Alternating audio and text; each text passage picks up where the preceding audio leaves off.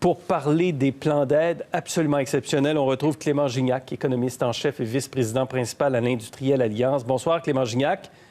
Bonsoir. Alors, une aide directe aux citoyens, c'est assez simple quand même, 2 000 $ par mois. Est-ce que c'était vraiment la bonne solution? Oui, c'était la meilleure solution parce qu'on ne pouvait pas se permettre de se ramasser 15 avril, puis là, tout à coup, s'apercevoir qu'il y a des problèmes, que les ordinateurs de tel ministère, l'assurance-emploi avec le ministère du Revenu, tandis que là, ça va être simple. Ça va être les gens, aussitôt qui sont mis sans solde ou qui, tout à coup, ont plus de contrat, entrepreneurs, peu importe, quiconque a un numéro d'assurance sociale est déjà en lien avec le ministère du Revenu, son nom, et il va recevoir 2 000 $. Ça va être imposable, mais entre nous, Gérald et moi, nos deux, on est chanceux, on n'a pas vraiment besoin de ça, mais en réalité, ça va tout de suite à ceux qui n'ont besoin, puis le chèque rentre tout de suite. Et même si vous allez avoir l'assurance-emploi pour un employé, vous inscrivez tout de suite à cela.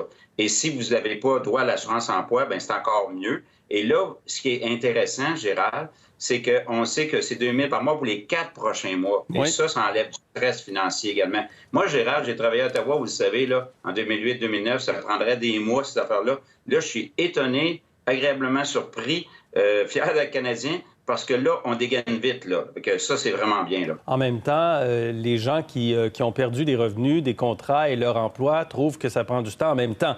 Parce que le portail va être prêt le 6 avril et les revenus vont venir à Pâques, là, dans les 10 jours suivants.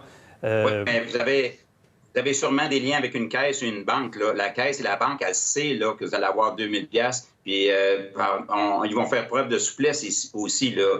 Donc, je pense qu'il faut faire preuve au gros bon sens, là, qu'à quelque part, là, vous avez des moyens pour vous revirer de bord, là. Puis il n'y a personne qui... Si quelqu'un ne paye pas son hypothèque ou s'il ne paye pas sa carte de crédit, là, il n'y aura pas de huissier là, dans les 3 prochains mois qui vont se présenter chez vous, là. Fait que je pense qu'on bouge dans le bon sens actuellement. Est-ce qu'ils en font assez? Probablement que c'est juste une étape. Je vous avais dit l'autre jour qu'on va aller à 150-200 milliards, selon moi. Là, on est déjà rendu à 100 milliards ce soir. Il va y avoir d'autres étapes, surtout pour les petites entreprises, les entrepreneurs, parce que le 10 de masse salariale, le plafond de 25 000, il va falloir que ce soit, selon moi, en tout cas, c'est ma recommandation, il faut que ça soit revu à la hausse. Si on match, excusez l'expression anglaise, ce qui se passe aux États-Unis, il faudrait en faire plus parce que eux, notre équivalent, ce serait 200 milliards au Canada de leurs 2 000 milliards. Alors, c'est ça, parce qu'en ce moment, quand on parle de 100 ou de 107 milliards, il y a 52 milliards d'aides directes, il y a 55 milliards en liquidité dans l'économie, c'est-à-dire le report au 1er septembre.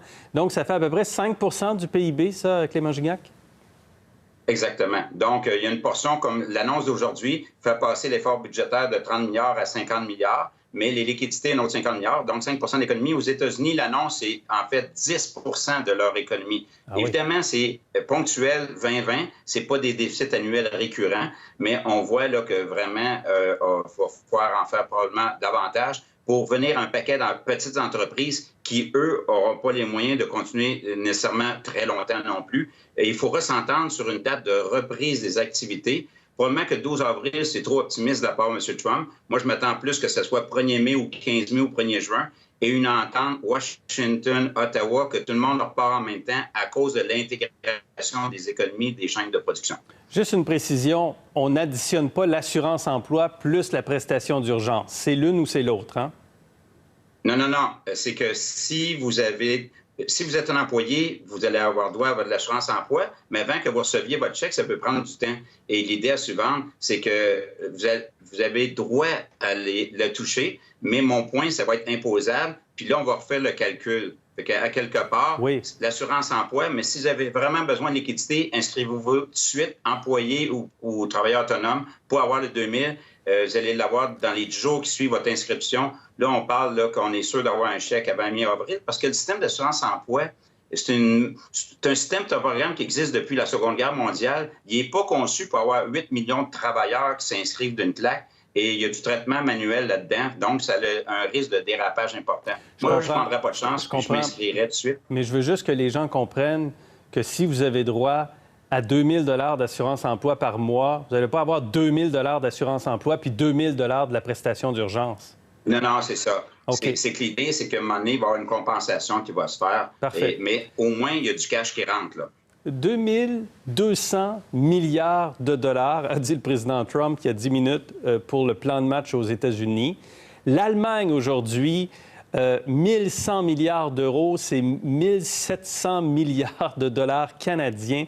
Comment, Clément Gignac, on va se sortir de cet incroyable soutien qui devient un incroyable endettement phénoménal qui va se créer?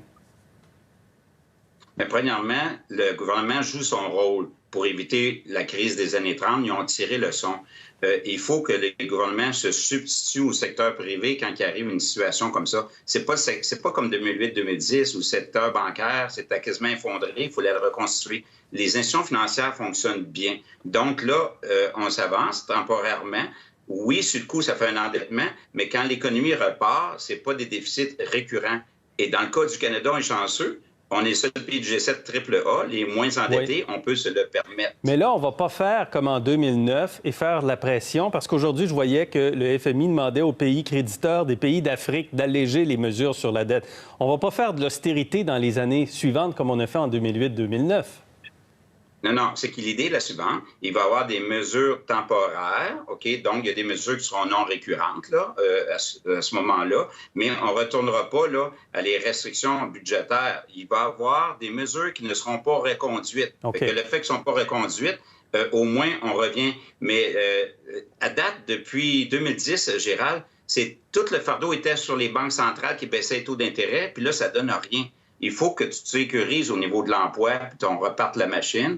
Donc, les taux d'intérêt, ça ne marche plus. Il faut y aller autrement. Parfait. Clément Gignac, c'est toujours intéressant et clair et précis. Merci. Au plaisir.